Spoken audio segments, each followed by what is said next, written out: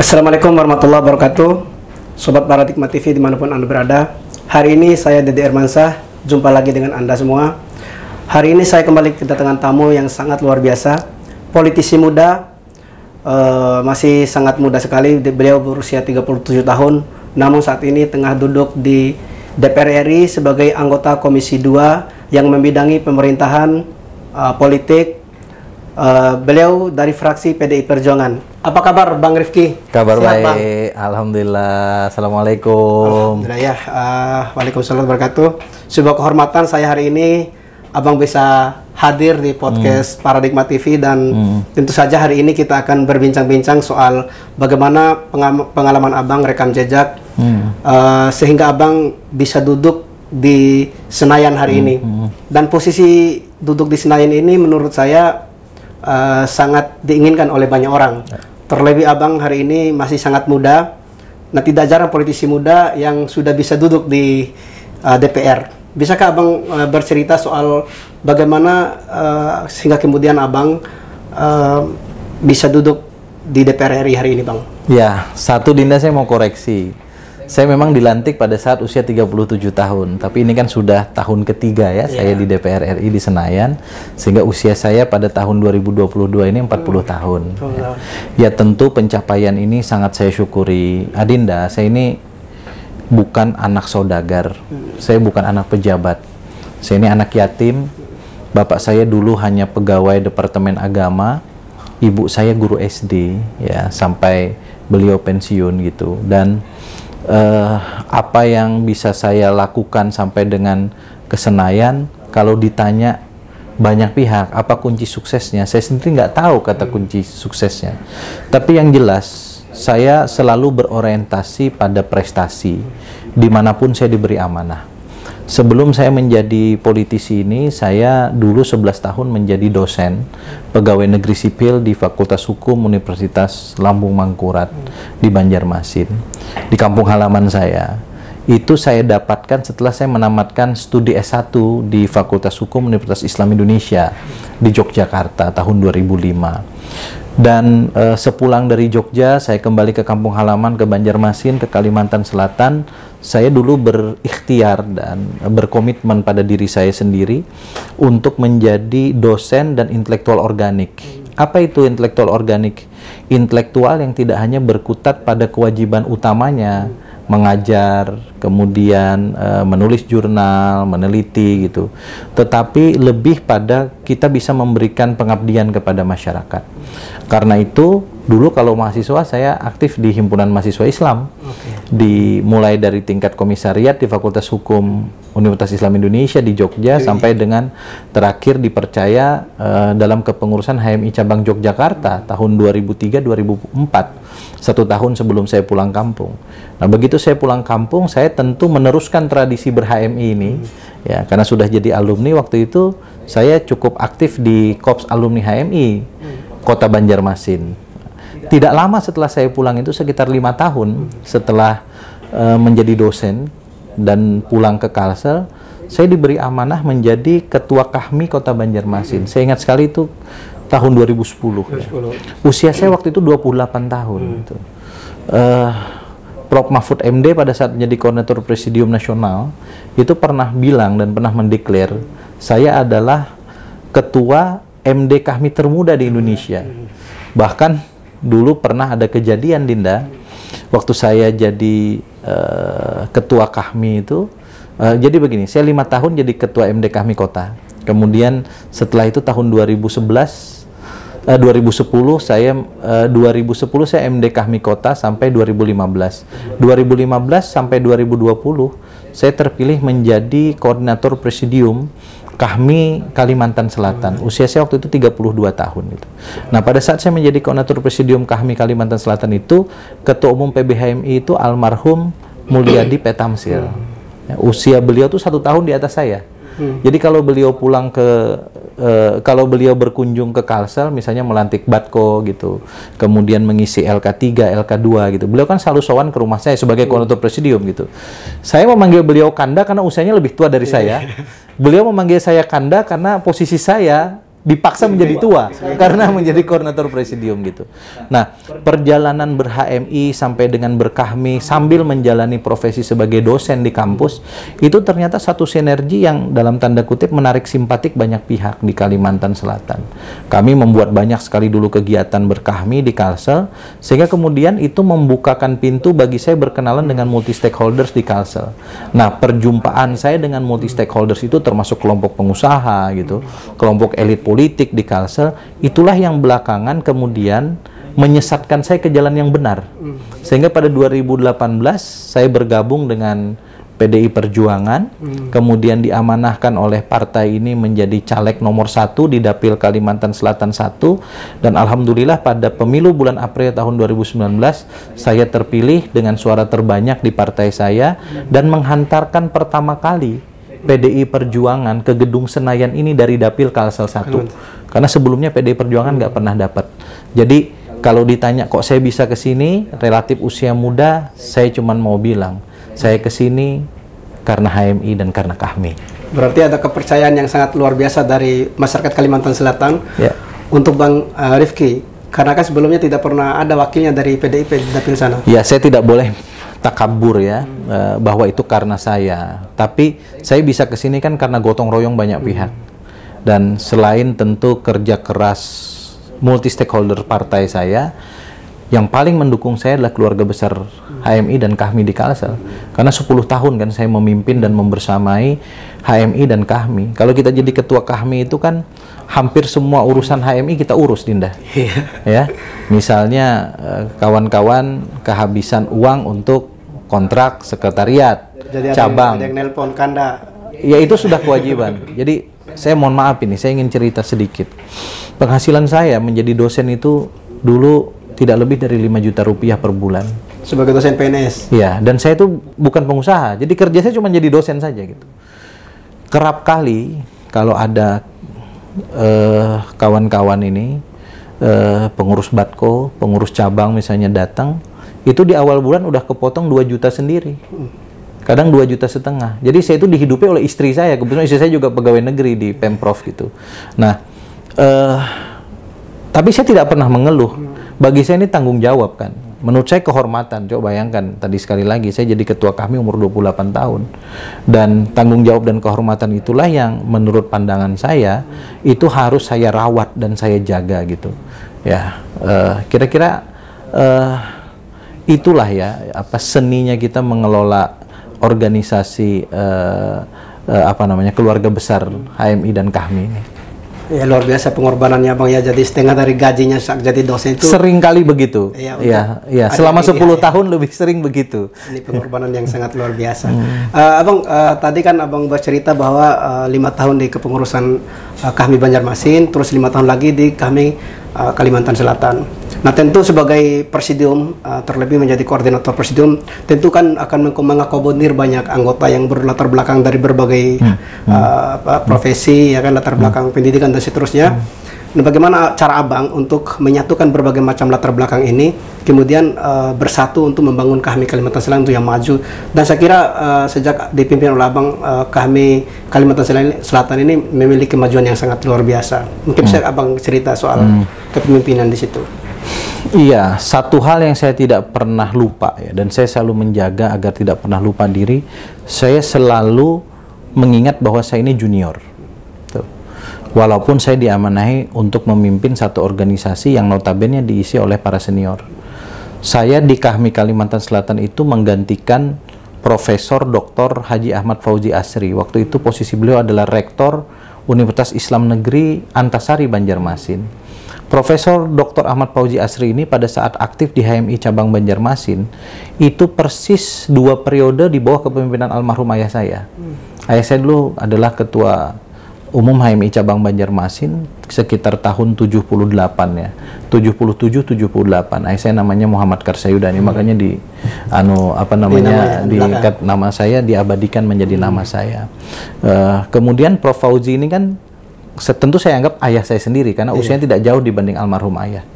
Tapi kemudian saya harus dalam tanda kutip melampaui 2 generasi kan. Harusnya yang menggantikan Prof Fauzi itu berarti lahir sekitar tahun 56 lah. Harusnya yang terpilih itu kan paling jauh kelahiran tahun 60.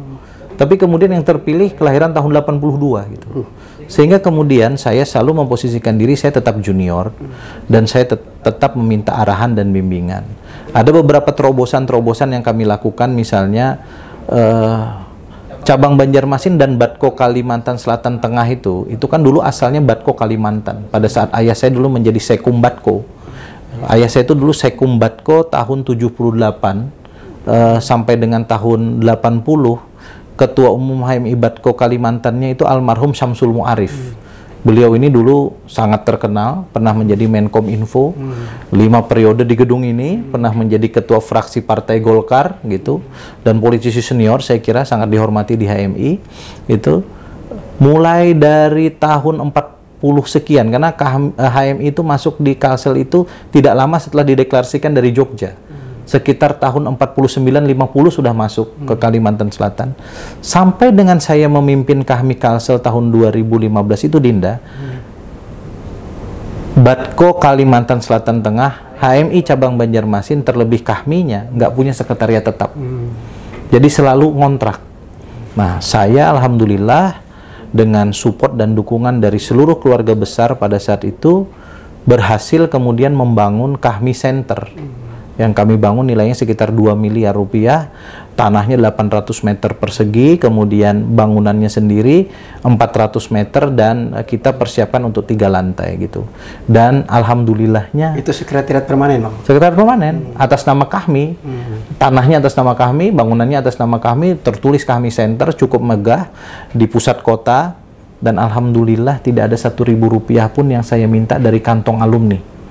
Jadi saya cari sendiri dengan kreativitas saya sendiri, dan itulah saya persembahkan sebagai sebuah kenang-kenangan kira-kira selama saya menjadi koordinator presidium. Saya jadi koordinator presidium itu koordinator presidium tetap, karena kita mengambil pola yang sama dengan Majelis Nasional Kahmi pada saat itu kan dipimpin oleh Prof. Mahfud MD. Ya. Nggak ada presidium tapi ada koordinator tetap gitu selama 5 tahun. Jadi saya sangat bersyukur. Jadi hutang sejarah senior-senior di atas almarhum bapak saya sendiri, dan para senior yang lain, alhamdulillah bisa kami lunasi pada saat kami memimpin. Jadi sampai saat ini sudah ada sekretariat permanen yang dimiliki oleh kami. Ya, sekarang kalau anak keras kalau kepemimpinan Abang ya. Ya bukan saya saya memberanikan diri mengambil ikhtiar itu gitu. Saya kebetulan tadi saya bilang, saya cukup punya banyak teman ya, multi stakeholders gitu, pengusaha, elit politik gitu, yang kebetulan dengan sangat ringan tangan mau membantu kita gitu. Dan menurut saya ini modal.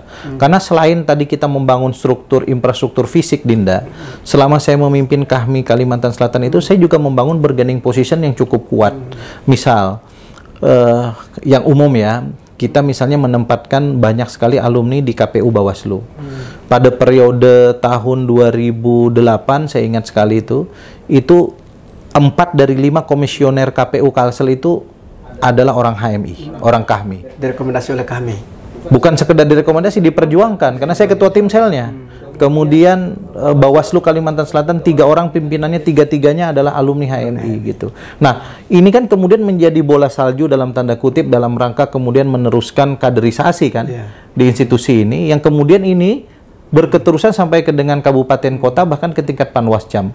Adik-adik yang jadi pengurus cabang begitu selesai jadi pimpinan Panwascam, jadi pimpinan PPK gitu. Dan ini tradisi yang baik. Nah, alhamdulillah sekarang kemudian bukan hanya berhenti di situ. Kita sudah masuk pada level berikutnya, misalnya masuk menjadi kepala daerah.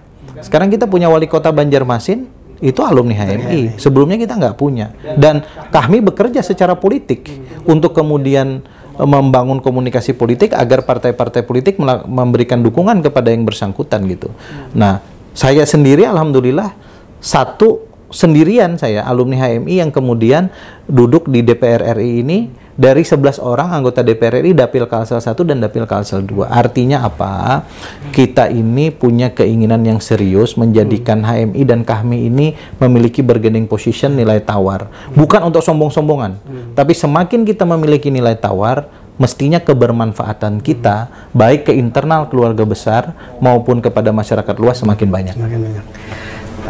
Sebenarnya legasi Abang sudah cukup luar biasa ini, dari tidak hanya membangun sekretariat secara fisik, namun juga membangun kultur dan memperjuangkan adik-adik HMI untuk bagaimana mendapatkan posisi-posisi strategis di daerah Kalimantan Selatan khususnya.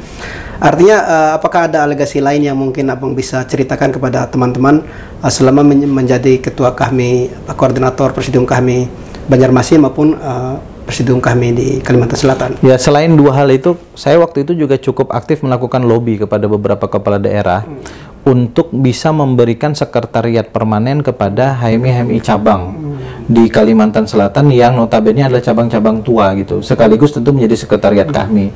Alhamdulillah sekarang ini HMI cabang Banjarbaru itu sudah punya sekretariat permanen. Kemudian HMI cabang Kandangan sekaligus sekretariat kami Kabupaten Hulu Sungai Selatan tuh mendapatkan hibah dari sang bupati. Kemudian Bupati Hulu Sungai Tengah juga memberikan hibah tanah untuk membangun sekretariat permanen HMI cabang Barabai gitu. Nah, ikhtiar-ikhtiar ini tentu kami lakukan. Saya duduk di sini, alhamdulillah sedikit banyak kan memiliki pengaruh ya Dinda ya kalau di kampung gitu. Ya itu saya gunakan pengaruh itu untuk membantu semaksimal mungkin proses pengkaderan HMI dan terus membesarkan dan menjaga marwah nama baik kami di Kalsel. Oke, artinya Abang ini sudah cukup luar biasa kontribusinya untuk HMI maupun untuk kami. Kontribusi yang telah Abang lakukan ini, apakah tidak ada rencana untuk bagaimana untuk diperluas ke kami nasional? Nah, karena kalau kan soal lagi ini kan mau Munas ini bulan November tanggal 24 sampai tanggal 28 mau Munas di Palu. Mungkin Abang ada rencana untuk mendeklarasikan diri atau maju sebagai calon presidium? Kalau bicara Munas Kahmi ini Munas ketiga yang saya akan datangi. Ya, Munas pertama dulu di Riau, saya sebagai Ketua MD Kahmi Kota Banjarmasin. Kemudian Munas kedua di Medan, Sumatera Utara, 5 tahun yang lalu saya sebagai Koordinator Presidium Majelis Wilayah Kahmi Kalimantan Selatan. Dalam kedua perhelatan itu Adinda, saya alhamdulillah diberikan amanah oleh teman-teman sekalimantan, dulu 4 provinsi, sekarang 5 provinsi. Total MD kami itu dengan MW sekitar 65 suara. Jadi 65 MD dan MW. Itu kami alhamdulillah 2 Munas itu selalu kompak. Kompak ya. Dan punya keinginan selalu berikhtiar agar ada orang Kalimantan duduk menjadi salah seorang presidium Majelis Nasional. Dulu saya ingat sekali di Riau itu kami mendorong Kanda Dr. Insinyur Fansrullah Asa yang terakhir menjadi Kepala BPH Migas. Kemudian pada periode yang lalu kami mendorong Kanda Muhammad Yusuf, Koordinator Presidium MW Kahmi Kalbar. Kebetulan 2 kali dorongan ini nyaris jadi, tapi belum pernah jadi, belum pernah masuk 9 besar gitu. Nah sekarang saya ditagih komitmennya oleh MW dan MD Kahmi sekalimantan, 5 provinsi, Kalsel, Kalteng, Kalbar, Kaltim, dan Kaltara untuk kemudian berkenan untuk mereka calonkan. Saya udah cukup menolak gitu, tapi sekarang ini masalahnya proses pendaftaran itu bisa online. Saya nggak tahu tiba-tiba saya udah didaftarin, termasuk oleh Kalsel. Dan alhamdulillah ternyata juga kawan-kawan Kalimantan ini berkoordinasi juga dengan kawan-kawan MW dan MD Kahmi yang lain di Indonesia. Sehingga misalnya nih saya berterima kasih juga dalam forum ini kepada misalnya MW Kahmi Sulteng, tuan rumah, yang memberikan saya rekomendasi dan mendaftarkan saya sebagai salah seorang calon presidium nasional. Nah karena itu setelah saya meminta masukan, pandangan, petunjuk dari para senior terutama di Kalimantan dan beberapa tokoh nasional di Jakarta ini, saya didorong untuk maju. Ya bismillah lah, insya Allah saya ingin turut serta dalam kompetisi gagasan untuk membesarkan Kahmi periode 2022-2027, di mana saya kira ini pertaruhan kita karena di dalamnya ada tahun politik tahun 2024.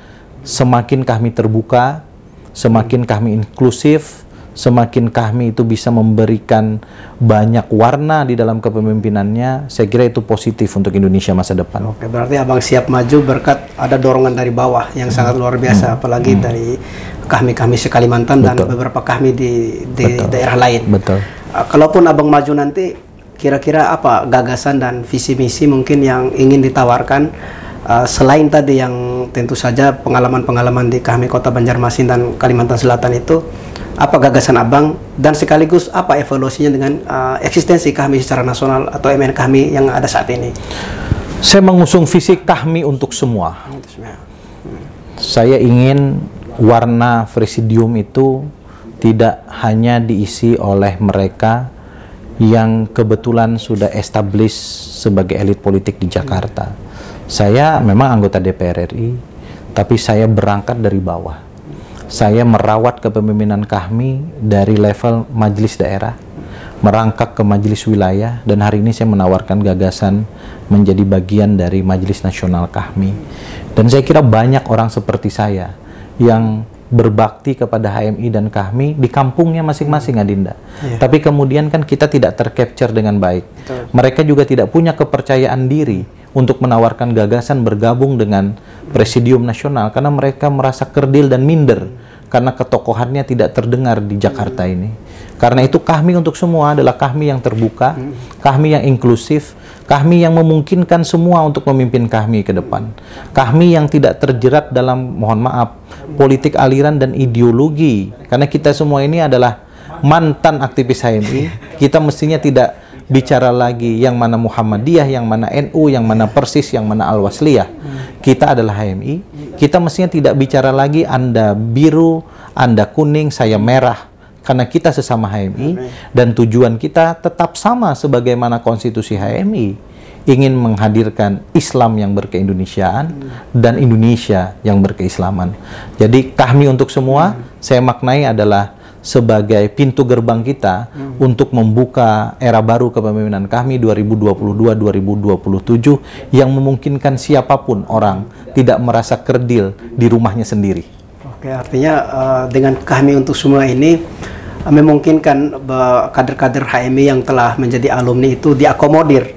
Bahkan tadi kan Abang waktu di Kalimantan Selatan dan Banjarmasin itu memperjuangkan adik-adik di sana. Nah, mungkin dengan Abang adanya di MN kami nanti bisa juga memperjuangkan adik-adik yang ada di seluruh Indonesia. Iya, forum ini kan forum silaturahmi ya, yang bersifat informal tapi juga punya urgensi yang sangat penting. Ambil contoh misalnya, kita sekarang ini punya banyak sekali birokrat handal. Ya, eselon 1, eselon 2 di seluruh Indonesia. Tapi kemudian kita belum memiliki database terkait itu dan belum memiliki ikatan emosional yang kuat.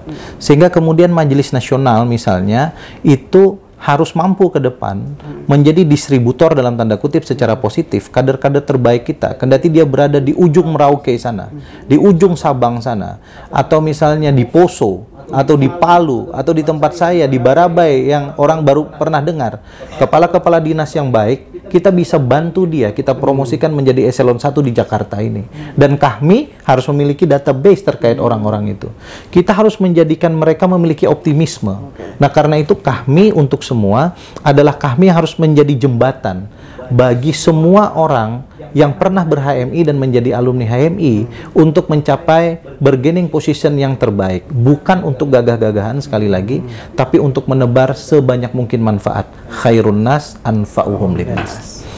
Oke, mungkin selanjutnya Bang, apakah ada harapan untuk adik-adik HMI di seluruh Indonesia maupun kami juga mungkin harapan untuk kami di daerah-daerah?